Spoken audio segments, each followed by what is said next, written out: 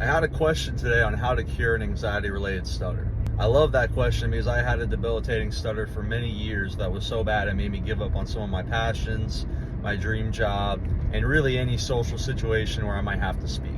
Curing anxiety-related stutter is very straightforward, but it can be a little painful. Just like curing any kind of anxiety, we have to work with acceptance and exposure to that which we are afraid of.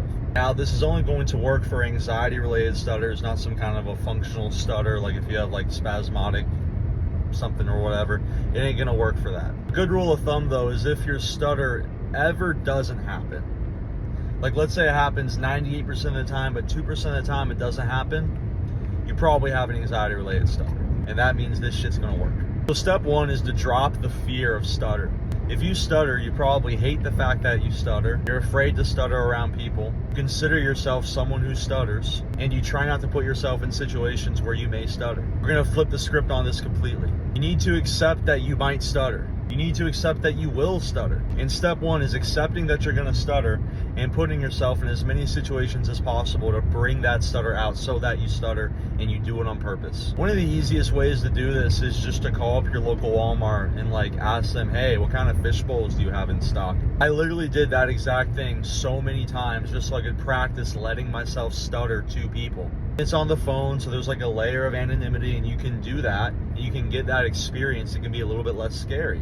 If you're just starting out, I would recommend that 3 times a day, every single day, you call up some kind of a store and ask about stock items, and you let yourself stutter. You try and get fancy with your words. You say more words than you need to. If you're not stuttering, you try and force it a little bit. Get yourself to stutter on the phone. That is the goal. The goal is not that you don't stutter. If you call and you ask if they have Cheez-Its and you do not stutter, that doesn't count. You have to get 3 calls where you stuttered for most of the call every single day. You gotta do that for at least a week.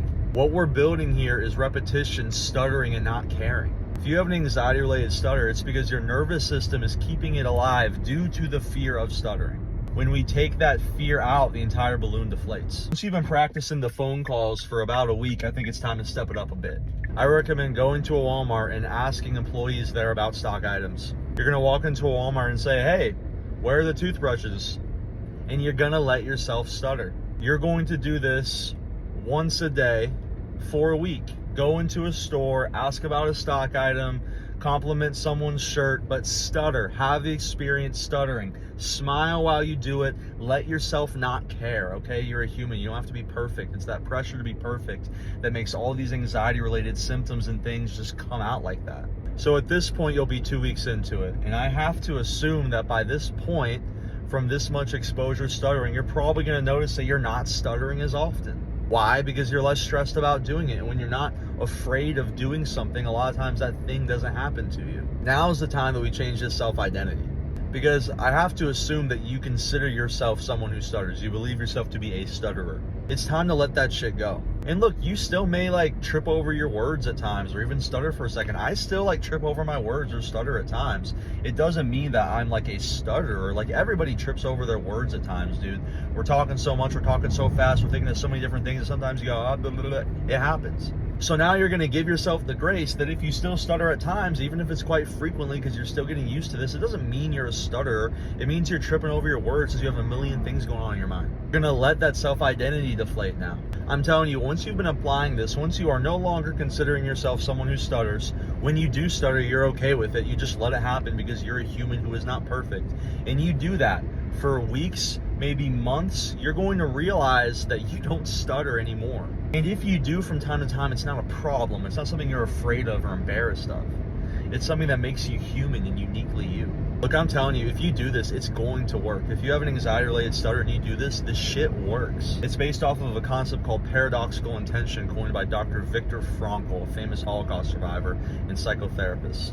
He used this exact technique to cure people's stutters, cure people of sweating, cure all kinds of random anxieties and physical symptoms and manifestations of those anxieties. This shit works. Give it a try. If you need tips, if you need help, shoot me a DM. I'd love to talk to you. We can get this figured out. By the way, this shit works so well that I was able to go from hiding myself and trying not to speak to anybody or make eye contact with anybody in public in case I wanted to talk, to doing speaking events, talking on the phone, negotiating real estate deals over the phone in high pressure situations without stuttering, because this shit works, okay? It works. I'm just here to tell you, like, the reason I'm impressing upon you how much it works is because I know what it's like to have that stutter and feel like it dominates your life and feel like there is no fucking solution because you look and you don't find one.